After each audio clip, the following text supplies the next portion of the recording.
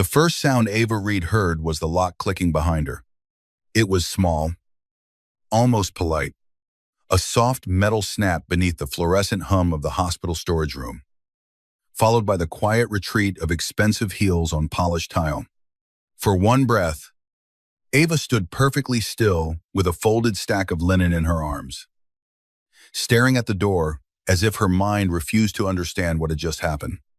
Then she dropped the linen. "Hello?" Her voice hit the cold metal shelves and bounced back thinner than before. Opened the door. Outside the narrow glass window, she saw a shadow pause. Then Isabella Conti leaned into view. She looked impossible in a hospital hallway, too flawless, too composed, too untouched by fear. Her dark hair was twisted into a smooth knot. Her diamond earrings caught the light like tiny blades. Her cream coat probably cost more than Ava made in 2 months. Isabella smiled. Not warmly, not even cruelly with effort. She smiled like Ava was a stain being wiped away. "You've been very devoted," Isabella said through the glass. But devotion becomes embarrassing when it forgets its place. Ava moved closer to the door, her pulse rising. "Roman Valenti is my patient. He is my fiancé. He's unstable. His oxygen levels dropped twice this morning. And the sedative enough." Isabella's smile disappeared. "You are a nurse. You change dressings. You empty bags. You do not hover over powerful men like a grieving wife." Ava's fingers curled against the door handle. It would not move. Beyond Isabella's shoulder, the hallway glowed with luxury silence. St. Aurelia Medical Center did not look like a place where people died. It looked like a private hotel built for people rich enough to demand beauty even in pain. Marble floors, frosted glass, soft gold lamps, fresh white orchids beside locked elevators. A private wing where politicians, billionaires, and men like Roman Valenti disappeared when the world could not be allowed to know they were bleeding. Inside room 901, Roman had been unconscious for 9 days. 9 days since he had been pulled from the wreckage of a black armored SUV beneath a bridge on the edge of Boston Harbor. 9 days since surgeons had removed fragments from his shoulder and ribs. 9 days since his family had filled the hallway with armed men. Whispered threats and secrets. Everyone said he would never wake. His doctors spoke in careful tones. His relatives made arrangements without saying the word funeral. His fiancée came every afternoon dressed like a widow practicing for the cameras. But Ava knew. She had seen his fingers twitch when she checked his pulse. She had watched his breathing shift when she read his chart aloud. She had felt, once, his hand close weakly around hers when a monitor alarm screamed at 3 in the morning. Roman Valenti was still inside that damaged body, and now they had locked her away from him. "You can do this," Ava said, keeping her voice low because fear hated calmness. "If something happens to him, if something happens to him," Isabella whispered, stepping closer to the glass. "No one will blame the pretty little fiancé who stood beside his bed. They will blame the obsessed nurse who had to be removed." Ava, stomach turned cold. Behind Isabella, 2 orderlies stood near the wall, pretending not to hear. One of them would not meet Ava's eyes. The other looked terrified. "You paid them?" Ava asked. Isabella laughed softly. "Everyone is paid by someone." Then she turned away. Ava slammed her palm against the door. "Isabella, open it." The woman stopped one last time. "Listen carefully. Ava Reed, when Roman S. family arrives, you will not be seen. When the priest arrives, you will not be seen. When I place my ring on his finger for the photographers, you will not be seen." Ava went still. "The priest," she whispered. Isabella's eyes glittered. "A hospital wedding looks tragic enough to silence questions. If he lives, I become his wife.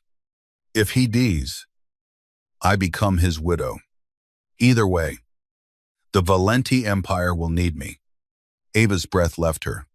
You re-insane. No, Isabella said. I'm prepared. Then she walked away. Ava grabbed a metal tray from the shelf and hit the door handle once.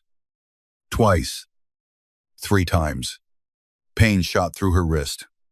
The sound exploded through the room. But the hallway swallowed it. St. Aurelia's private wing had been designed to keep noise out, screams included. She ran to the emergency phone on the wall. Dead. Of course. Her breath sharpened. Her hands shook. Not from weakness. From fury. She pictured Roman lying beneath the soft blue light of the monitors, his skin pale against the pillow, his black hair still damp from the fever she had fought all night. She pictured Isabella leaning over him, sliding a ring onto his finger while his body could not refuse.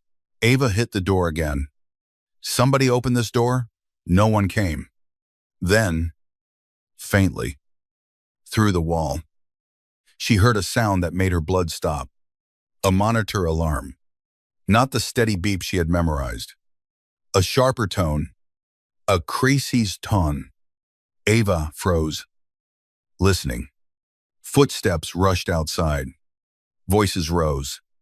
Then a man shouted, "He's moving." Another voice, stunned and low, said, "Mr." Valenti. Ava pressed both hands to the glass. Across the hallway, through the narrow slice of open space, she could see the doorway of room 901. Men in black suits crowded around it. Isabella appeared again, no longer smiling. Inside the room, someone gasped. Then Ava heard it. A voice, rough, broken, barely alive, but powerful enough to silence every person on the floor. Ava. The hallway went quiet. Ava's lips parted. Roman Valenti had spoken her name. Not his fiancée S. Not his brother S. Not his mother S. Hers. Again. Lower this time. Sharper despite the weakness tearing through his throat. Bring me Ava. Ava slammed her palm against the glass. I'm here. Nobody moved. Roman S. voice came again. Colder now. Now, the door to the storage room opened so fast it struck the wall. Ava stumbled out, blinking into the bright hallway. Isabella stood a few feet away, her face pale beneath perfect makeup. Around her, Roman's bodyguards stared at Ava like she had become a loaded weapon. Ava did not look at any of them. She ran, past the orchids, past the priest standing with a leather book clutched to his chest, past Roman S., half-brother Enzo, whose expression flickered with something that was not surprise. She entered room 901 and stopped at the foot of the bed. Roman Valenti was awake. His eyes were dark, fevered, and terrifyingly focused. The man had been unconscious for 9 days, but somehow he looked less like a patient than a king waking inside a battlefield. His body was strapped with bandages and wires. His left shoulder was immobilized. Bruises shadowed one side of his jaw. An oxygen tube rested beneath his nose. But his eyes, those black, controlled eyes, found Ava, as if the room contained no one else. For a second, she forgot how to breathe. Roman lifted his hand. It trembled with effort. Ava moved toward him before she could stop herself. The room shifted. Bodyguards tensed. Isabella inhaled sharply. Ava reached his bedside. Roman's fingers closed around her wrist. Not softly, not gently, like he was proving she was real. His thumb pressed over her pulse. The machines beeped faster. You are gone, he rasped. Ava swallowed. I was locked in the storage room. A dangerous silence fell. Roman S. gaze moved from Ava's face to the hallway, then to Isabella. The temperature in the room seemed to drop. Who locked my nurse away? Nobody answered. Roman's eyes returned to Ava, and for one impossible moment, the violence in him softened into something more frightening than tenderness. Recognition. Dependence. Need. Ava felt it like a hand closing around her heart. Then Roman looked past her. Everyone out. Enzo stepped forward. He was younger than Roman by maybe 7 years. Handsome in a restless, polished way. Roman, you just woke up. We need to discuss. Roman did not raise his voice. I said out. The bodyguards moved first. Not because Roman was strong enough to enforce the order, because every man in that room remembered what he was when he stood on 2 feet. Within seconds, the room emptied, leaving only Ava, Roman, and the machines keeping rhythm between them. Ava should have stepped back. She should have remembered her job, her license, the line she could not cross. Instead, she checked his pupils with hands that betrayed her by trembling. Do you know where you are? She asked. His gaze stayed on her. Saint Aurelia. Do you know your name? His mouth curved faintly. Roman Valenti. Do you know what happened? The faint curve vanished. His eyes went colder. I know enough. Ava looked toward the hallway, where shadows moved behind the glass. You need rest. Your vitals are unstable. And you shouldn't be speaking yet. I heard you. Her hands stilled. Roman's voice dropped into something almost inaudible. When I couldn't open my eyes, I heard your voice. Ava tried to answer, but nothing came. You told them I was still fighting, he said. Her throat tightened. Because you were. You told me not to leave. She remembered the night his fever spiked, when the room had emptied and exhaustion had lowered her guard. She had stood beside him, holding his hand because nobody else was there, and whispered, You don't get to die just because everyone expects you to. Heat rose behind her eyes. I say a lot of things to unconscious patients. No. His fingers tightened around her wrist. You said it like you meant it. Ava looked down at his hand. It was large, bruised, scarred across the knuckles, a hand that had probably signed death warrants with the same calm it now used to hold her steady. You should let go, she whispered. He did not.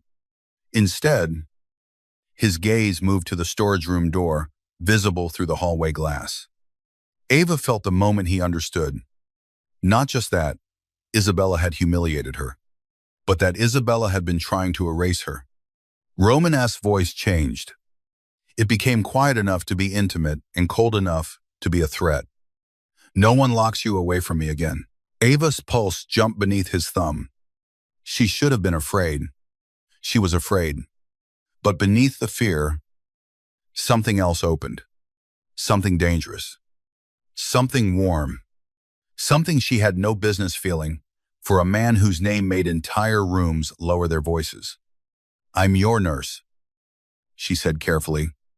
Roman's eyes did not release her. Not anymore. Ava's breath caught. Then the door opened behind her. Isabella stood there with 2 doctors and a smile forced back into place. Roman, she said, voice trembling just enough to sound emotional. Thank God. Roman did not look at her. He kept looking at Ava. And when Isabella stepped closer, he said one sentence that split the room open. Touch Ava again, and our engagement ends with your family buried. The doctor went pale. Ava's heart slammed against her ribs. Isabella stopped smiling. Roman finally looked at his fiancée. I may be injured, he said softly. I am not dead. The scandal began before sunset. By 6 o'clock, half of Boston's private elite knew Roman Valenti had awakened inside St. Aurelia's sealed 9th floor. By 7, someone had leaked that his first word had not been Isabella. By 8, grainy security footage of Roman's bodyguards dragging a hospital administrator into an elevator had spread through encrypted channels Ava never knew existed. By 9, Ava Reed was no longer just a nurse. She was a problem. She discovered that when she left the staff locker room and found two black SUVs waiting outside the hospital entrance. Rain slid down their tinted windows. Ava stopped beneath the awning. Her shift had ended 20 minutes ago, though her body did not believe it. Her feet ached. Her hair had slipped loose from its clip. The sleeve of her scrub top still carried a faint stain from Romanesque medication. All she wanted was to get home before Lily woke from another nightmare. But one of Romanesque's men stepped away from the first SUV. He was broad, silent, and built like a locked door. "Miss Reed." Ava gripped the strap of her bag. "No." The man blinked. "I haven't said anything. You don't have to." "The answer is no." Mr. Valenti requested Mr. Valenti can request a pudding cup and a pillow adjustment. He cannot request me into a car. The man's mouth twitched like he wanted to smile, but remembered his profession. "He said you would say that?" "Good. Then he can enjoy being right." Ava stepped around him. The rear door of the SUV opened. Roman sat inside. He should not have been there. He should not have been upright. He should not have been out of bed 9 days after nearly dying. But Roman Valenti sat in the dark interior of the vehicle, wearing a black coat over hospital bandages. His face pale, his eyes steady, and an IV port still taped to his hand. Ava froze in the rain. "What are you doing?" she whispered. "Leaving? You are absolutely not leaving." "I already left. You have internal injuries. I have enemies with better access to that hospital than my doctors." Ava moved closer despite herself, then increased security. "Transfer facilities. You can just walk out." Romanesque's gaze dropped briefly to the rain, darkening her scrubs, then back to her face. "You were locked in a storage room 20 feet from my bed. That was Isabella. That was access." Ava hated that he was right. Roman leaned slightly forward, and the movement cost him. She saw it in the faint tightening around his mouth. The brief flicker of pain he crushed before anyone else could notice. "You need medical supervision," she said. "I have a doctor waiting." "Then why are you here?" The rain filled the silence between them. Romanesque's eyes did not blink. "Because Isabella knows your name now." Ava's stomach tightened. "She already knew my name." "No," Roman said. "Now she knows I said it." Ava looked away toward the street, where headlights smeared across wet pavement, somewhere beyond the city. A 5-year-old girl slept in a small apartment under a nightlight shaped like a moon. Lily did not know anything about mafia families, hospital scandals, or men who woke from comas asking for women they should not need. Ava had worked hard to keep her world small, quiet, safe. Roman Valenti had just cracked it open. "I'm going home," she said. Romanesque's gaze sharpened. "Who is there?" Ava went still. "Excuse me. You looked afraid when I mentioned Isabella." "Not for yourself." Ava hated him then. Not because he was cruel, but because he was observant in a way that felt like being touched. "That's none of your business. Everything that puts you in danger is my business tonight." "No." Ava stepped back. "You don't get to wake up, threaten your fiancé, walk out of a hospital against medical advice, and decide I belong under your protection." Roman watched her in silence. Then he said, "I decide many things people dislike, and I'm sure that works very well on people who fear you." "You don't?" Ava looked directly at him. "I'm terrified of you." Something moved in his eyes. Not offense. Interest. "But I'm more terrified of becoming one of those women who gets swallowed by a powerful man and calls it safety." Romanesque's expression did not change, but the air inside the SUV seemed to tighten. Ava expected anger. Instead, he said quietly, "Good." She blinked. Romanesque held hers. "Stay afraid enough to tell me no. It may keep you alive." Before she could answer, his phone rang. The man beside the SUV answered it, listened, and went rigid. Roman's sighs moved to him. What? The bodyguard lowered the phone slowly. Her apartment building has a visitor. Ava's blood went cold. Roman looked back at her. You said no to the car. He said, say it again after I tell you the visitor is Isabella's man. Ava did not remember getting into the SUV. She remembered rain on leather, Roman's hand gripping the edge of the seat when pain hit him too hard. The city turning into streaks of silver and red through tinted glass. Her own voice giving her address before pride could stop her. She remembered calling Mrs. Alvarez, the elderly neighbor who watched Lily during night shifts, and trying to sound calm. No answer. She called again. Nothing. By the time the SUVs turned onto her street in South Boston, Ava had stopped breathing normally. Her apartment building was old brick, with a broken front step and a flickering hallway light that her landlord promised to fix every month. It looked painfully ordinary between the black vehicles sliding to the curb. Roman's men moved first. Ava reached for the door, but Roman caught her wrist. The contact was immediate, electric, familiar in a way it should not have been. Wait, he said. My niece is inside. His eyes darkened. Niece? Ava's chest tightened. She's 5.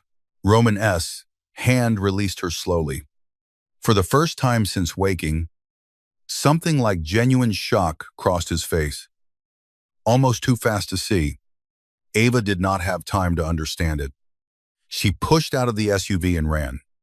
One of Roman's men cursed and followed. The building door stood open. Ava took the stairs 2 at a time. On the second-floor landing, Mrs. Alvarez stood shaking in a robe, clutching a rosary. Her cheek was red. Ava's heart broke before the woman spoke. They took her. Mrs. Alvarez whispered, Ava, I'm sorry. He said he was from the hospital. He said you had an accident. The hallway tilted. Ava grabbed the wall. No. Roman appeared behind her, moving too fast for a man who should have been in bed. 2 bodyguards flanked him, but he barely seemed to notice them. Ava turned on him. You said Isabella's man was here. Roman's jaw tightened. He took Lily? Ava, no. Her voice cracked. No. Don't say my name like that. You brought this to my door.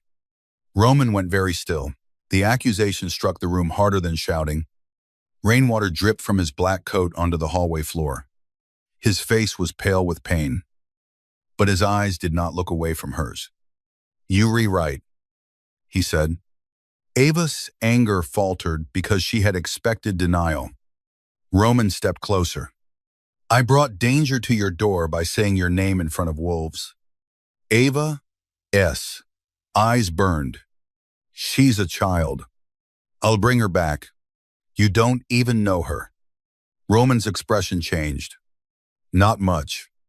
Just enough. Ava saw it and went cold. What she whispered? Roman looked toward his men. Clear the apartment. Roman. He closed his eyes briefly.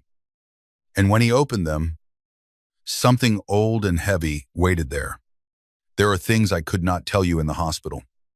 Ava's stomach turned. What does Lily have to do with you? Roman's silence was answer enough to make fear bloom into something sharper. Ava stepped back. No, she is not my daughter. Roman said immediately. Ava's breath shook. She is the daughter of Daniel Reed. Ava froze. Her brother-in-law's name had not been spoken in her apartment for 2 years. Daniel Reed, who died in a warehouse fire 3 days after Ava's sister. Daniel Reed, whom police described as a small-time accountant unlucky enough to work for dangerous people. Daniel Reed, whose daughter Ava had taken in because there was no one else left. Roman's voice lowered. Daniel worked for me. The hallway disappeared. Ava heard only the rain and her own pulse. You knew my family. I knew your brother-in-law. You knew Lily existed. Roman's jaw flexed. Yes. Ava stared at him as if he had become a stranger all over again. All this time I made sure the apartment stayed off certain records. I paid the landlord through a shell company to keep rent low. I had your building watched from a distance after Daniel died. Ava slapped him. The sound cracked through the hallway. Every bodyguard froze. Roman's head turned slightly with the impact. Ava's hand stung. Tears blurred her vision. But her voice came out clear. You had us watched. Roman slowly looked back at her. Yes. You let me struggle. You let me work double shifts. You let Lily cry for her mother in an apartment with broken heat. And you were watching. Pain moved through Roman's face, then not physical. Not from the slap. Something worse. I thought distance protected you. Distance protected your guilt. He did not answer. Ava hated that silence. Hated his control. Hated the way he stood there, bleeding under his coat, while her world collapsed around him. Daniel was killed because of you. It wasn't he. Roman's eyes darkened. Daniel was killed because he found evidence that my alliance with the Conti family was built on a lie. He was going to bring it to me. Someone found out before he could. Isabella. Her father. Maybe her. Maybe someone closer. Ava's breath caught. Closer, Roman looked toward the stairwell, where the city's sirens wailed faintly below. My brother was the only one who knew Daniel was meeting me that night. Enzo, the handsome half-brother in the hospital room, the one who had not looked surprised when Roman asked for Ava. Ava felt the shape of the trap too late. Roman had not awakened into a hospital. He had awakened into a war. And Isabella had taken Lily because Lily was the last living thread connected to Daniel Reed's evidence. A phone buzzed in Roman's coat. One of his men handed it to him. Roman looked at the screen. His face became unreadable. He turned it so Ava could see. A photo. Lily sat in the back seat of a car wearing her yellow raincoat. Clutching the stuffed rabbit Ava had sewn twice at the ear. Her eyes were wide and wet. Below the photo was a message. Bring the nurse. Come alone. Midnight. Old Harbor Chapel. Ava made a sound that did not feel human. Roman's hand closed around the phone until the screen cracked. For a moment. The hallway seemed too small for him. Then he looked at Ava. Every trace of weakness was gone. I will burn Boston down before I let them keep her. Ava wanted to believe him. God help her. She did. But trust had become a luxury. You're re-injured. She said, yes. You may collapse before midnight. Then keep me standing. Ava stared at him. Roman stepped closer, stopping just short of touching her. Come with me because Lily needs you. Hate me after. Her heart twisted. You were asking me to trust the man who hid the truth about my family. No. His eyes held hers. I am asking you to use me. That should not have shaken her. But it did. Because Roman Valenti did not sound like a man offering comfort. He sounded like a weapon laying itself at her feet. The safe house sat above the Atlantic on a private road outside Marblehead, hidden behind black iron gates and wind-twisted pines. By the time they arrived, the storm had grown violent enough to make the windows shudder. The mansion was all stone, glass, and shadow, a place too beautiful to be called shelter and too guarded to be called home. Ava entered with Roman's blood pressure cuff in one hand and Lily's photo burning in her mind. Men moved everywhere. Armed men in dark suits. Men whispering into radios. Men laying weapons across a dining table beneath a chandelier bright enough for a royal banquet. Ava had stepped into Roman Valenti's world, and it was colder than she imagined. Roman allowed a doctor to check him for exactly 3 minutes before dismissing him. Ava overruled him. You were not going anywhere until I examine your incision. The room went silent. Roman sat in a leather chair near the fireplace, his shirt open where the doctor had checked his bandages. He looked up at Ava. and the firelight carved sharp shadows beneath his cheekbones. Several men stared at her as if she had just insulted a loaded gun. Roman said nothing. Ava folded her arms. You said keep you standing. I can do that if you bleed internally because you're too arrogant to sit still. A beat passed. Then Roman leaned back. Everyone out. His men obeyed. When the room emptied, Ava approached with medical supplies from the emergency kit. Her hands were steady now because she had made them that way. Fear could wait. Panic could wait. Lily could not. Roman watched her clean the edge of his bandage. You're angry, he said. Ava almost laughed. My niece was kidnapped. My patient is a mafia boss. My dead brother-in-law worked for you. And your fiancé locked me in a storage room to stage a hospital wedding. Angry feels small. Roman accepted that. She peeled the bandage back. The wound was inflamed but not reopened. His skin was hot beneath her fingers. You have a fever. IV had worse. I don't care. That made his eyes lift to hers. Ava realized too late how it sounded. The space between them tightened. Not soft. Not romantic. Dangerous. He sat half-dressed beneath firelight. Scarred and pale and powerful, even weakened. She stood close enough to feel the heat of his body, close enough to remember his hand around her wrist. His voice saying her name like it had dragged him out of death. Ava looked away first. Roman did not. You should not have been at St. Aurelia, he said. I work there. Not on my floor. I picked up the extra shifts because they paid double. His mouth tightened. Of course. Money again. The ordinary kind of desperation men like Roman could erase with one signature, and yet somehow never understood until it stood in front of them, wearing tired eyes. I should have known, he said. Yes, Ava replied. You should have. Silence settled. Then Roman said, Daniel begged me not to contact your family. Ava's hands paused. He knew. He knew the Countess had people everywhere. Police. Hospitals. Courts. He said if anything happened to him, I was to keep Lily invisible. Not comfortable. Ava swallowed hard. He said that Roman-esque gaze softened by 1 degree. He said comfort makes people visible. He said you would hate being helped. He was right. Ava looked down. Her anger did not vanish. It changed shape, became heavier, more complicated. Did he leave anything behind? She asked. Roman-esque eyes sharpened. Yes. Where he hid evidence before he died. I never found it. Then why would they take Lily? Because they think you know where it is. Dawn. They may not believe that. The fire snapped. Ava's breath trembled. Roman reached toward her, then stopped himself before his fingers touched her hand. The restraint hurt more than contact would have. I will get her back, he said. Ava looked at him. For the first time, she saw not just power, but fear buried beneath it.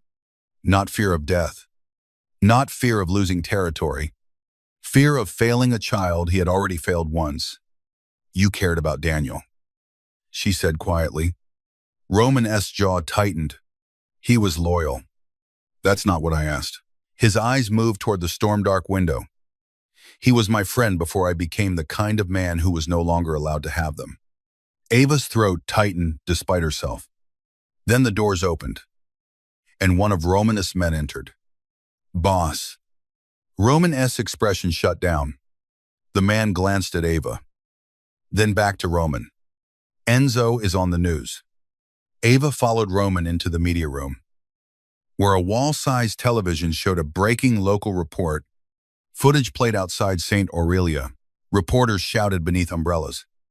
Then Enzo Valenti appeared at a podium, looking devastated and dignified in a black suit. A caption beneath him read, Valenti family denies kidnapping rumors. Questions. Nurse S. Relationship with crime boss. Ava's blood went cold. Enzo spoke smoothly. My brother is medically vulnerable. We are concerned that a nurse assigned to his care may have manipulated him during his unconscious state. Roman was removed from the hospital against medical advice. We ask for privacy and cooperation in returning him to proper medical care. Ava felt every eye in the room turn toward her. On screen, a blurry photo appeared. Ava entering Roman's SUV.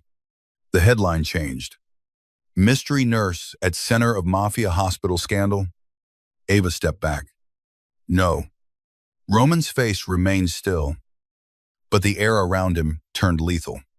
Enzo had not just moved against Roman, he had exposed Ava, made her look like a manipulator, made every police officer, reporter, and rival criminal in the city search for her face. Then Isabella appeared beside Enzo. Her eyes looked red, her voice broken with perfect grief. I only want Roman safe, she said. He is not himself. That woman has isolated him from his family. Ava's hands went cold. Roman turned off the screen. The silence afterward was worse. Ava looked at him. You said your name put me in danger. Roman's gaza met hers. I underestimated them. Then don't do it again. I won. There was something final in his voice. Not promise. Punishment. Ava stepped closer. What does that mean, Roman? Looked to his men. Find the reporter who received the footage. Find the staff member who sold it. Find every officer who repeats Enzo's statement before midnight. His men moved. Ava caught his arm. Roman looked down at her hand on his sleeve. The room froze again. Ava did not let go. Roman. His eyes returned to hers. You cannot kill your way out of every problem. No, he said softly, but I can make people afraid to create new ones. That is not the same thing as saving Lily. His expression changed. A flash of anger. Not at her. At being seen. Ava lowered her voice. She needs us thinking clearly. Not reacting. Roman looked at her for a long moment. Then he turned to his men. No unnecessary bodies. One of them blinked. Roman's voice dropped. Do not make me repeat myself. The men nodded quickly and left. Ava released his arm. Roman looked at the place where her hand had been. You give orders in my house now. Ava's pulse jumped.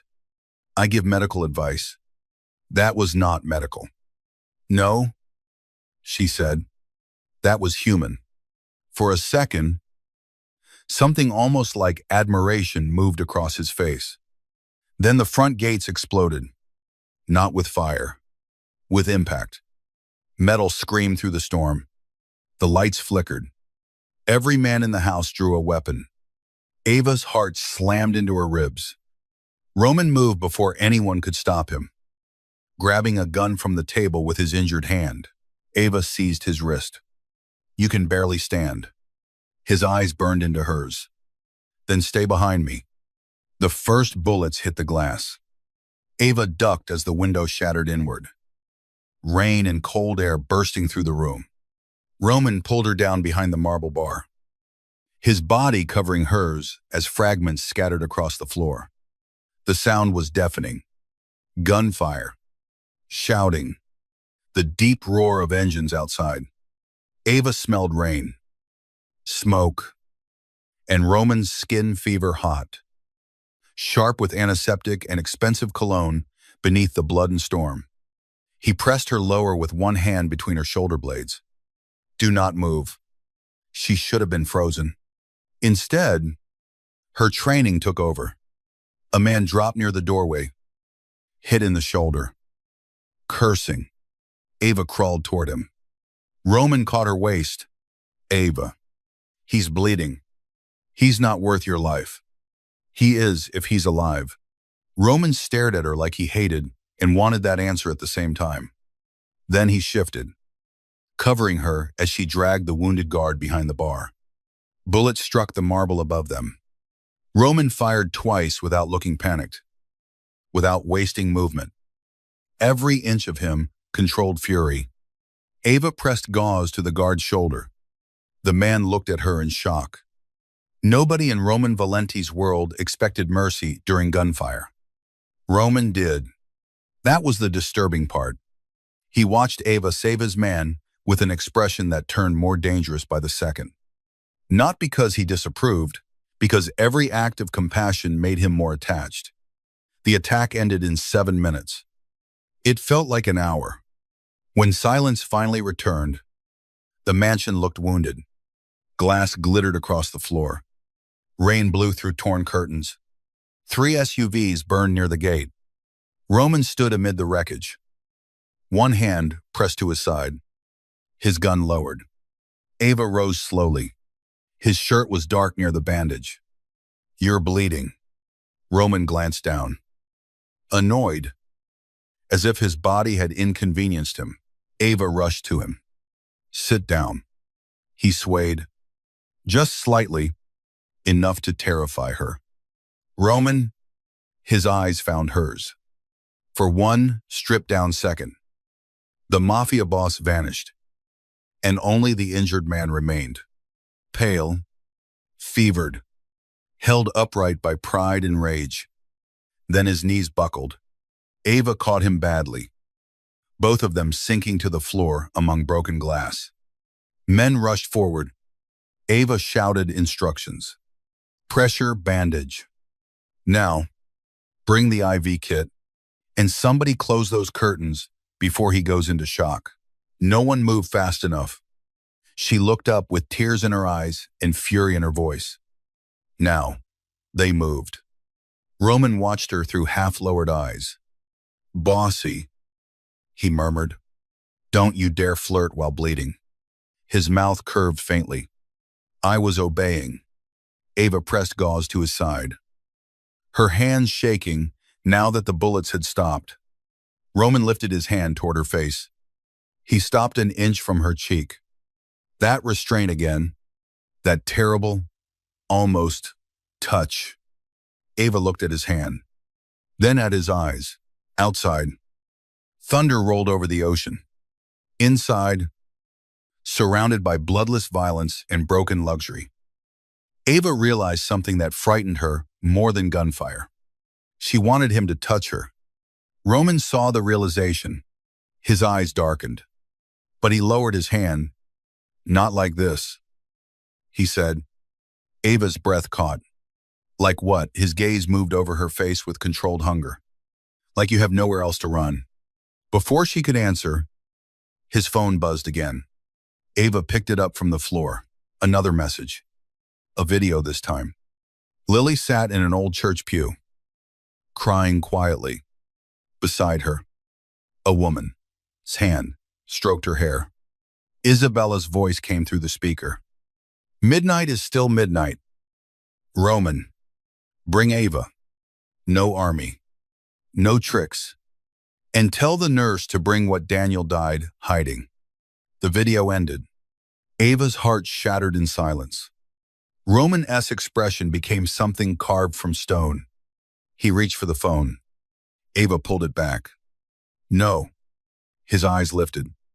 Ava stood, shaking but steady. "They want me. Then I go." Roman's voice turned deadly soft. "Absolutely not. You just said they think I know where the evidence is. Maybe I can make them believe I'm useful long enough to get Lily close. They will hurt you. They already hurt her." Roman stood too fast and nearly collapsed again. Ava caught his arm. His face was inches from hers. "No," he said. The word was not loud. It was worse. It was possession stripped bare. Ava's voice trembled. "She is my child in every way that matters." Roman froze. The fury in him shifted. Ava swallowed. "I know she's my niece. I know I didn't give birth to her. But when she has nightmares, she calls for me. When she loses a tooth, I'm the one who saves it in a little envelope. When she asks why her mother never came home, I'm the one who lies because the truth is too ugly for a 5-year-old. Her tears spilled now. So do not stand there and tell me I can walk into danger for her. I already live there. Roman looked at her as if something inside him had been cut open. Then he did touch her. Not her face, not her waist, only her hand. He wrapped his fingers around hers with devastating care. I will not lose you both. Ava closed her eyes. There it was. Too much. Too soon. Not love. Not yet. Something darker.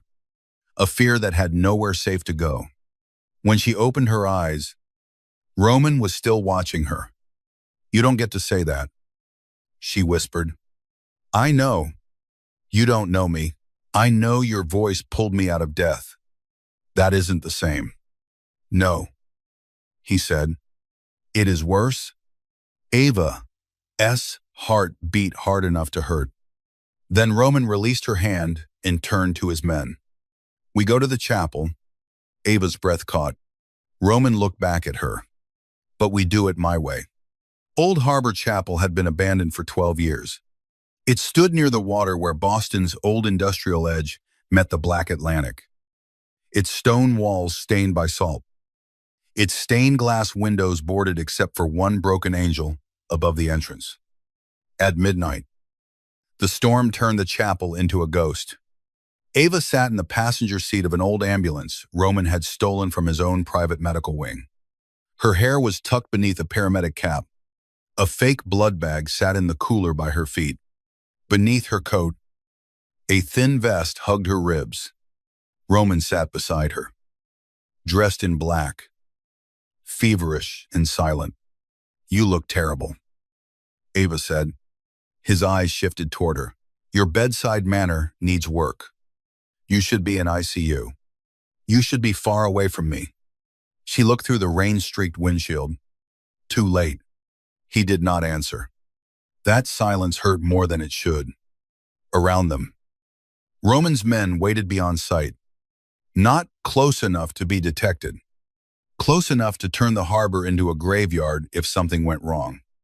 Ava held Daniel Reed's old keychain in her palm. Roman-esque people had searched her apartment before leaving. Not to steal. To find anything Daniel might have left. In a box of Lily-esque baby clothes, Ava had found a small silver lighthouse charm she had always assumed belonged to her sister. Roman recognized it immediately. A bank key. Not for money, for information. Daniel had hidden the evidence inside a private deposit box under Ava's name without ever telling her. That was what Isabella wanted. That was what Enzo wanted. And now Ava carried a copy of the contents on a tiny drive hidden inside the seam of her sleeve. The real files had already been sent to 3 places Roman refused to name. You're sure Lily is inside? Ava asked.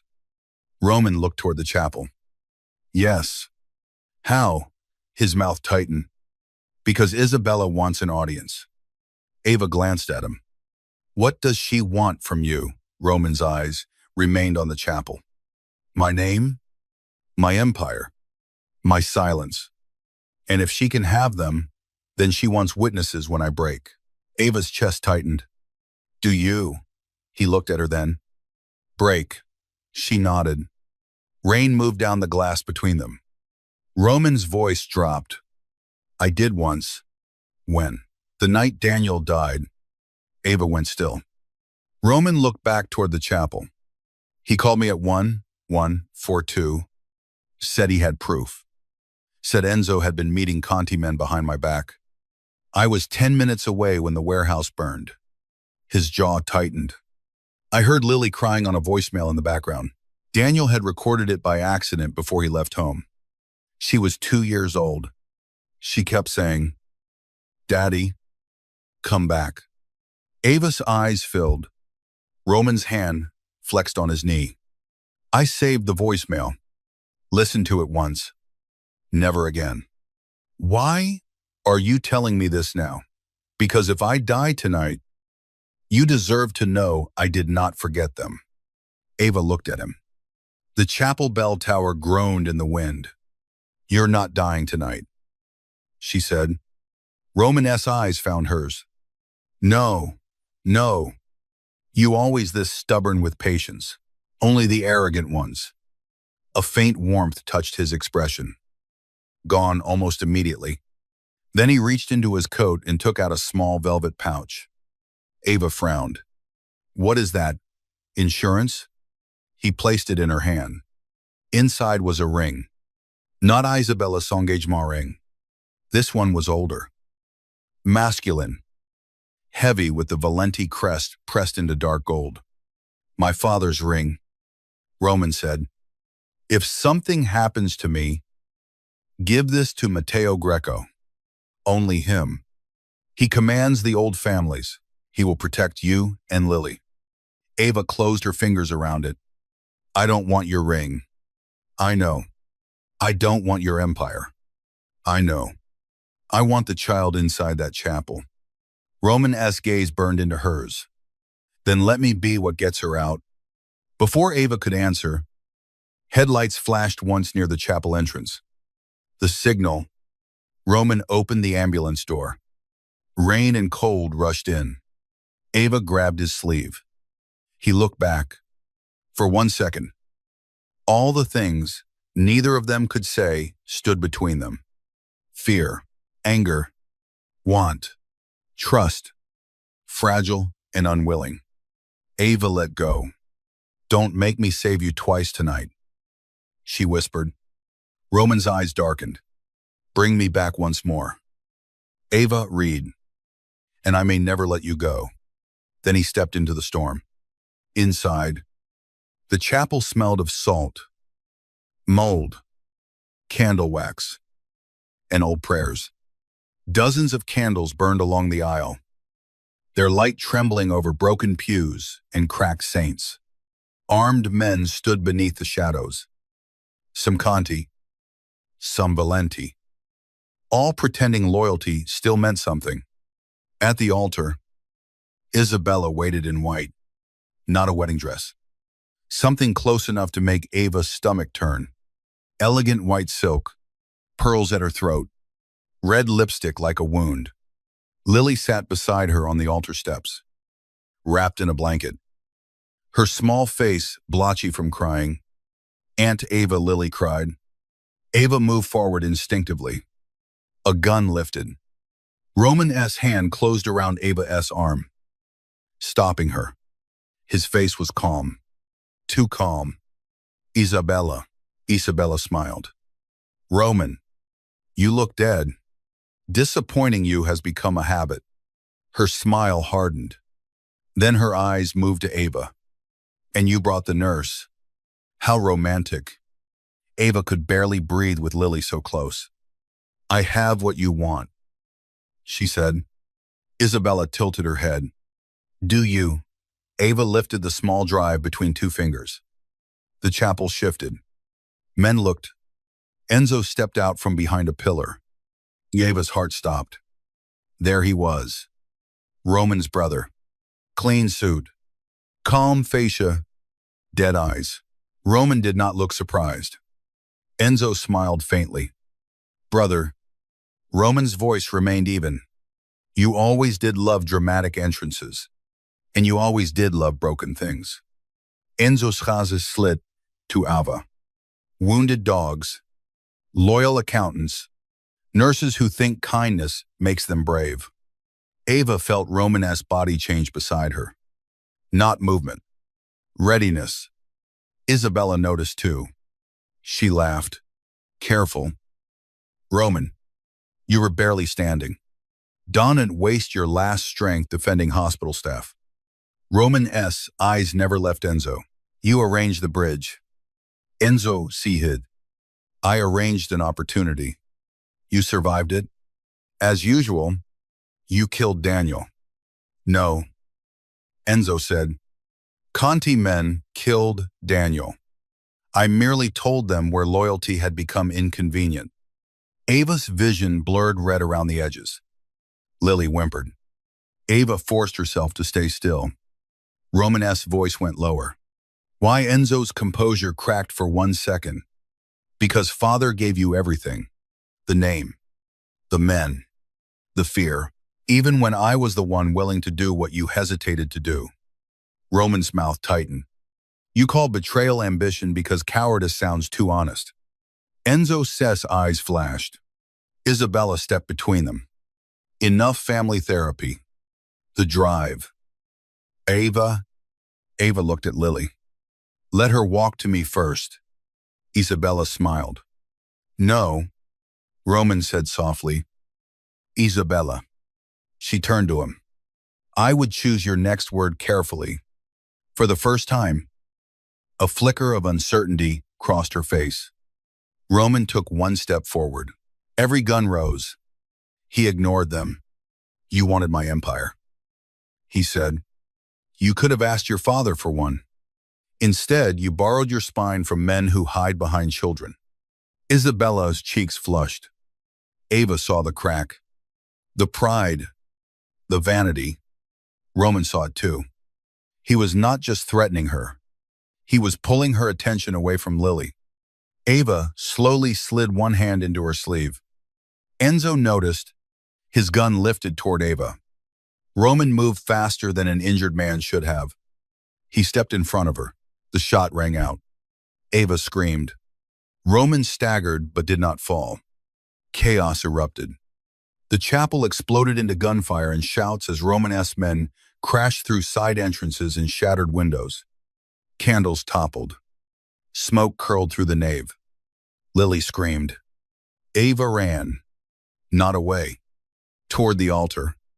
Isabella grabbed Lily by the shoulders. But Ava slammed into her with every ounce of fear and fury in her body. Both women hit the floor.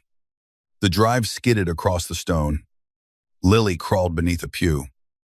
Sobbing. Ava Roman shouted. Ava rolled as Isabella grabbed her hair. You ruined everything. Isabella hissed. Ava struck her across the face. No, Ava said, breathless. You did. Isabella reached for a fallen gun. Ava kicked it away. Then Enzo grabbed Ava from behind. His arm locked around her throat. The chapel seemed to narrow to Roman's face. He stood halfway down the aisle, bleeding through his black coat. Gun in hand, eyes fixed on Ava with a terror so controlled it looked like murder. Enzo pressed a gun to Ava's side. Drop it, he said. Roman did not move. Drop it, or I put her beside Daniel. Ava could barely breathe. Romanesque's hand tightened around his gun. His eyes met hers. In them, Ava saw the choice destroying him. His empire. His revenge. Her life. Ava managed one word. Lily. Romanesque's gaze flicked to the pew where the child hid. Then back to Ava. Slowly. He lowered his gun. Enzo smiled. There he is. The great Roman Valenti. Kneeling for a nurse. Romanesque's voice was calm, not kneeling. His eyes shifted past Enzo. Waiting. Before Enzo could turn. Lily came out from beneath the pew and threw the heavy Valenti ring Ava had dropped earlier. It struck Enzo's face. Not hard enough to hurt. Hard enough to startle.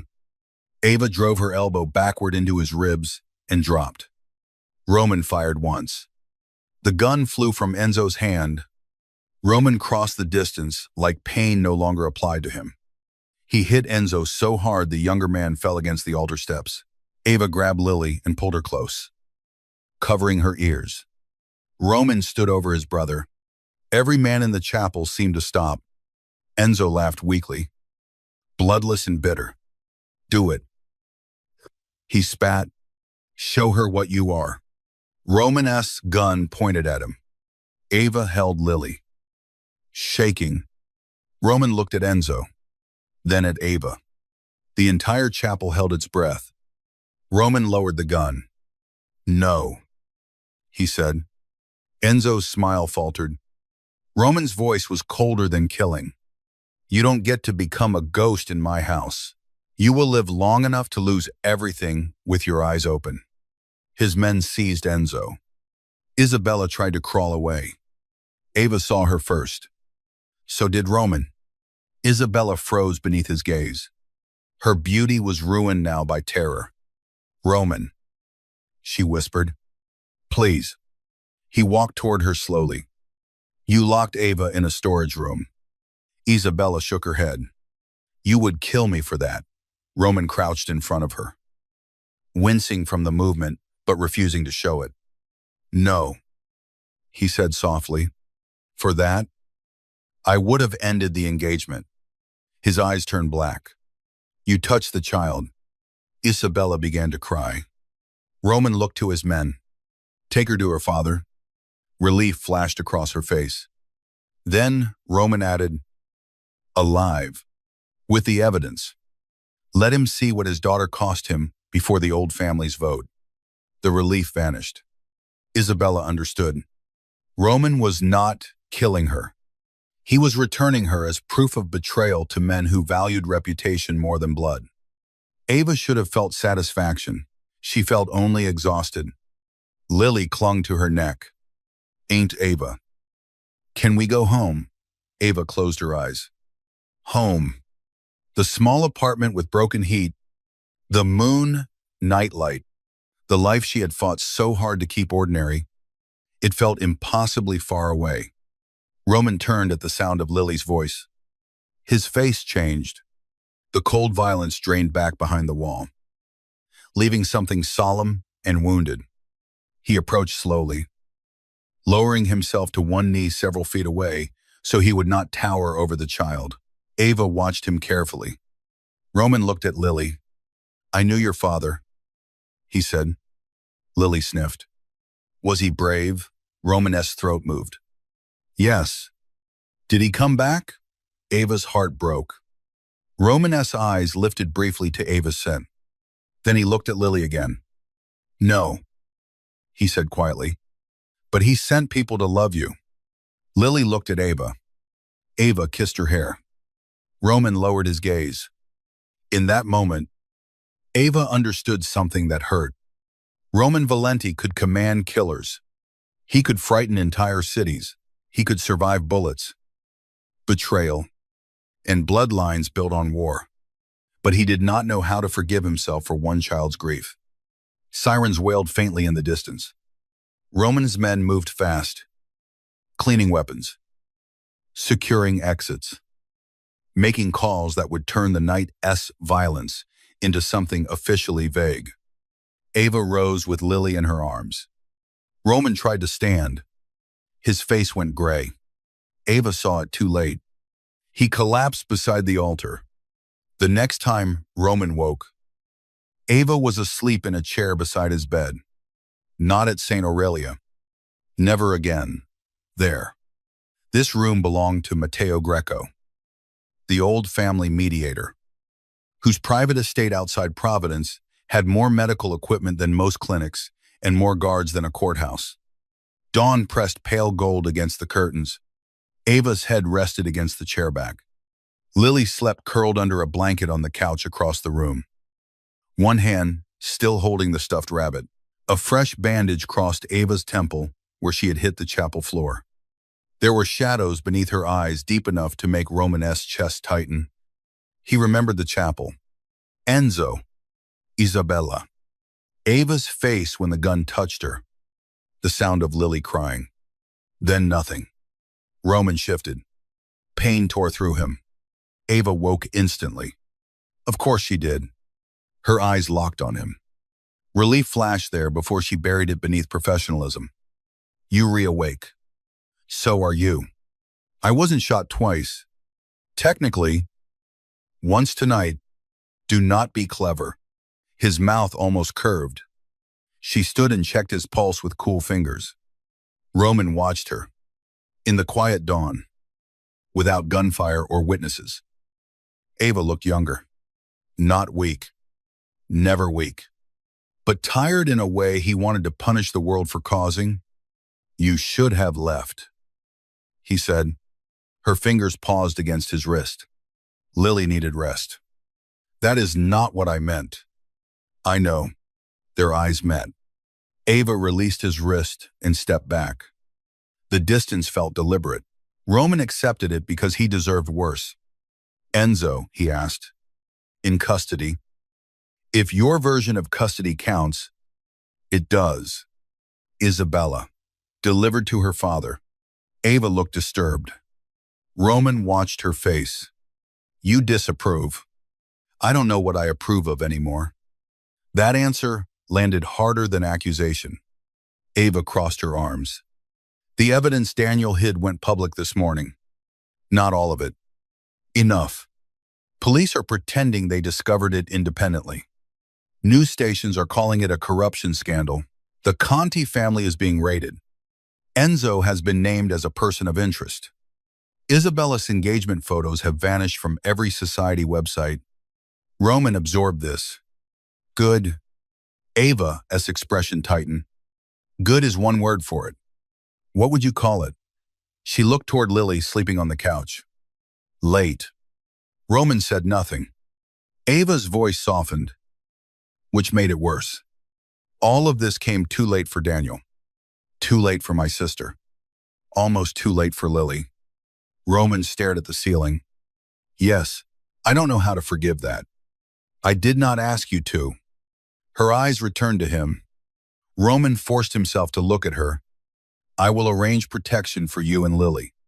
Real protection, not hidden surveillance. A new apartment. New documents if you want them. Money Daniel earned and never received. You will not owe me anything. Ava's face changed. What about you, Roman? S, hand tightened beneath the blanket. What about me? Do you go back to being feared in rooms I'll never enter? He was quiet for a long time. That would be safest. For who? For you. Ava let out a breath that was almost a laugh and almost pain. There it is again. Men deciding distance is love. Roman flinched. She saw it. He hated that too. Ava came closer, stopping beside the bed but not touching him. You don't get to lock me out of my own choices because you're afraid of what your world does to people. Roman's voice roughened. My world took your family. Your silence helped it. Yes, and your choices last night saved what was left. He looked at her. Ava's eyes shone but did not break. I can be angry and grateful at the same time. I can fear you and trust you at the same time. I can want distance and still. She stopped. The unfinished words entered the room like a storm. Roman's heart beat once. Hard. Still, what he asked. Ava looked away. Lily stirred on the couch. And the moment broke. Ava stepped back immediately. I need to make breakfast when she wakes up. There is a chef. She likes pancakes shaped like bears. I will buy a chef who can make bears. Despite everything. Ava almost smiled. Roman saw it. The smallness of it destroyed him. Then she gathered herself. I'm not staying here forever. I know. I'm not becoming your kept woman in some mansion behind gates. I know. And Lily is not growing up in a war. Roman held her gaze. No. Ava studied him. Can you promise that? The honest answer cost him. No. Her face fell slightly. Roman continued, but I can promise I will not lie to you again to make danger look smaller. Ava was quiet. Then she nodded once. It was not forgiveness, but it was not goodbye. 3 weeks passed before Ava returned to the hospital. Not St. Aurelia. She resigned from there with one email and no regret. She began working part-time at a small rehabilitation clinic near Cambridge. The kind of place where patients argued about parking and insurance instead of assassination attempts. Lily started kindergarten under Ava's last name. Not hidden. Not erased. Protected in ways Ava did not ask about unless she needed to. The apartment with broken heat was gone.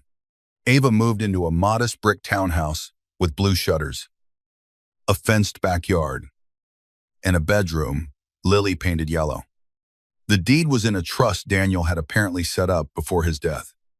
Funded by money Ava had refused until Roman's lawyer showed her proof that none of it came from Roman. Still, she knew his hand had guided it. Roman did not visit. Not at first. He sent no flowers, no jewelry, no dramatic declarations. only practical things. A new lock installed after Ava complained. The first one jammed. A children's therapist whose office had a golden retriever. A sealed envelope containing Daniel S. last letter, recovered from the deposit box. Delivered by Matteo Greco himself. Ava read it alone at the kitchen table after Lily fell asleep. Daniel apologized. He explained what little he could. He asked Ava to raise Lily away from his mistakes. He wrote that Roman Valenti was dangerous but not faithless. If the worst happened. Daniel wrote, "Trust Roman only if he tells you the truth when a lie would be kinder." Ava cried until morning. Roman came back into her life on a rainy Thursday. She found him sitting in a black SUV across from the clinic at 6 in the evening. Not hiding. Not approaching. Just waiting. Ava stood beneath the awning in her coat, watching rain bead on the windshield. After a minute, the rear door opened. Roman stepped out. He looked better and worse. Stronger physically. Paler emotionally. His black coat fell perfectly over a dark suit. The cane in his right hand was elegant. Probably custom made. But he used it like he hated needing anything. Ava walked toward him. "You look like a man stalking a clinic. I was told sitting outside your workplace without speaking to you is less alarming than entering with armed men. Who told you that, Matteo? He's wise. He's irritating." Ava's mouth softened. Roman watched the almost smile, like a starving man watching light through a window. "Why are you here?" she asked. His answer came after a pause. "You told me not to decide distance was love." Ava's heart shifted painfully. "So you decided surveillance was better?" "No." Roman looked toward the clinic doors, then back at her. "I came to ask permission to speak with you." The words felt strange from him, beautiful because they were difficult. Ava folded her arms. "You're speaking. I came to ask if I may take you to dinner." Rain filled the silence. Ava stared at him. "Roman. I know. You are still Roman Valenti." "Yes. And I am still trying to build a normal life." "Yes. Those two things do not fit easily." "No." His honesty unsettled her more than persuasion would have. "Then why ask?" Roman's gaze lowered briefly to the wet pavement. When he looked back, the control was still there. But something raw moved beneath it. "Because I have spent 3 weeks doing what I thought was right and staying away from you. I have negotiated with enemies, removed traitors, buried my engagement without a funeral, rebuilt half my empire while pretending I did not measure every hour by whether you were safe." Ava's breath caught. Roman stepped closer, stopping at a careful distance. "I do not know how to want gently," he said. "I only know I am trying because you deserve more than being taken." Ava could not speak. He continued, voice lower. "I will not ask you to enter my world. I will not ask for Lily's affection. I will not buy your forgiveness. But I am asking for one dinner where you can tell me no as many times as you need to." Ava looked at him standing in the rain. Proud enough to command a city and wounded enough to ask a nurse for permission. The dangerous part was not that she wanted to say yes. The dangerous part was that she knew exactly why. Because Roman did not make her feel small. He made the world feel terrifying. Yes. But when he looked at her, he saw every frightened, furious, compassionate piece of her and did not look away. "Dinner," she said carefully. "One." His eyes changed. Just slightly. Enough to make her pulse quicken. "No bodyguards at the table." She added, "They will be outside. Across the street." "Across the street," he agreed, clearly hating it. "And no buying the restaurant." A pause. Ava narrowed her eyes. "Roman, I will not buy the restaurant." "Have you already bought it?" "No." She stared. His jaw tightened. "A minority interest is not buying." Ava laughed before she could stop herself. It was small. startled and real. Roman went still. The rain fell around them. For a moment, he looked almost defenseless, like her laughter had done what bullets could not. Then his expression softened into something restrained and devastating. "There you are," he said quietly. Ava's smile faded, but not from sadness. From the sudden intimacy of being found. Months later, people in Boston still whispered about the Valenti scandal. They whispered about Enzo's trial, Isabella's exile, the Conti family's collapse, and Roman Valenti's mysterious disappearance from the social pages. They whispered about a nurse. Some called Ava Reed a manipulator. Some called her a witness. Some called her the woman who turned a mafia war into a public reckoning. None of them knew the truth. The truth lived in quieter places. In a yellow bedroom where Lily slept without nightmares more often than not. In a clinic where Ava still worked because saving ordinary lives mattered. In a black SUV that never parked directly outside anymore because Roman learned boundaries could be a language of love. In dinners that became walks, walks that became mornings. Mornings that became Roman, standing awkwardly in Ava's kitchen while Lily taught him how to flip bear-shaped pancakes and scolded him for making one look like a monster. He did not become soft. Not to the world. The world still feared Roman Valenti. Men still lowered their voices when he entered rooms.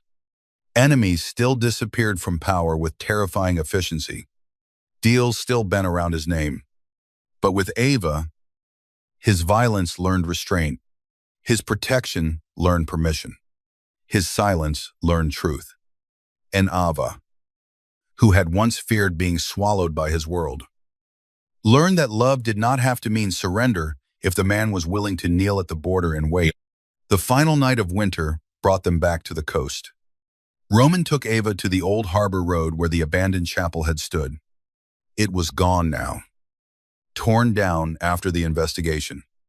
In its place, construction lights glowed over a foundation for something new. Ava stepped out of the car and stared. "What is this?" Roman stood beside her. "Cane gone now. Black coat moving in the wind. A clinic." She looked at him.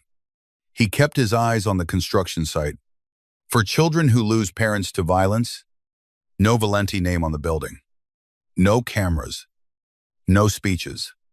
Matteo arranged the board. You can have no involvement. Some involvement, or complete control. Your choice. Ava's throat tightened. "Roman, I listened this time," he said. "It is not a gift with chains. It exists whether you forgive me more or less tomorrow." Wind moved between them, carrying the smell of salt and rain. Ava looked at the place where she had almost lost Lily, where Roman had almost died, where betrayal had finally been dragged into candlelight. Now something was being built there. Not to erase the past. To answer it, Roman turned toward her. "There is one thing I did not arrange through Matteo." Ava's pulse changed. Roman reached into his coat, not with the dramatic confidence of a man claiming what he wanted, with the careful restraint of a man who had learned love was not ownership. He opened his hand. Inside lay his father's ring, the same heavy Valenti ring Lily had thrown in the chapel. Ava looked at it, then at him. Roman's voice was low. "This is not a proposal." Her heart pounded. "It feels like one." "No." His eyes held hers. "A proposal asks you to join my name. This asks whether I may keep choosing yours." Ava's eyes burned. Roman continued, "I have been feared, obeyed, betrayed, nearly buried by my own blood. None of it frightened me the way your locked door did." Ava remembered the storage room, the glass, the click of the lock, his voice waking from death. "Bring me Ava." Roman stepped closer. "I woke asking for you because some part of me already knew the truth. Not that you belonged to me. You never did." His voice roughened. "That I wanted to become someone worthy of being allowed near you. Ava looked down at the ring. Then she closed his hand around it. Roman S. expression flickered. Not rejection. Not yet. Ava stepped closer, rose onto her toes, and kissed him. For 1 second, he did not move. Then his control broke carefully, beautifully. He kissed her like a man restraining an empire inside his hands. One palm hovered near her waist before settling there only when she leaned into him. His other hand came to the back of her head, gentle and shaking. The wind wrapped around them. The construction lights glowed behind them like a city being rebuilt from ashes. When Ava pulled back, Roman rested his forehead against hers. "You did not take the ring," he whispered. Ava smiled through tears. "Ask me again when the clinic opens." His breath stopped. Ava touched his face. "And Roman, yes, no hospital weddings?" For the first time since she had known him, Roman Valenti laughed. Not loudly, not freely, but enough that the sound entered the cold night and stayed there. Ava looked past him to the rising walls, to the black water beyond, to the future she no longer believed had to be ordinary to be safe. Behind them, a car door opened. Lily's voice called through the wind. "Is he crying?" Roman closed his eyes. Ava laughed softly. "Maybe." Lily ran toward them in a yellow coat, her rabbit tucked under one arm.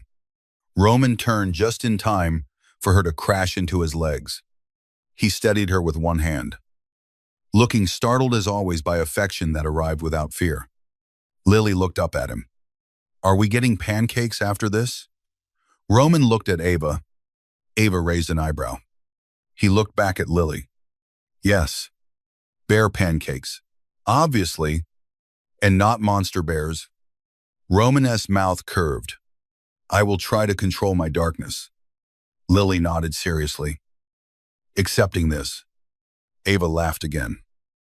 And Roman watched her with the same stunned devotion he had tried for months to hide. Then Lily took Ava's hand with one small mitten and Roman's with the other. Together, they walked away from the place where everything had almost ended. The ocean roared behind them. The clinic lights burned ahead. And Roman Valenti, the man who had awakened from darkness, asking for one nurse, followed Ava Reed into a future he no longer wanted to own, only to earn. One truthful day at a time.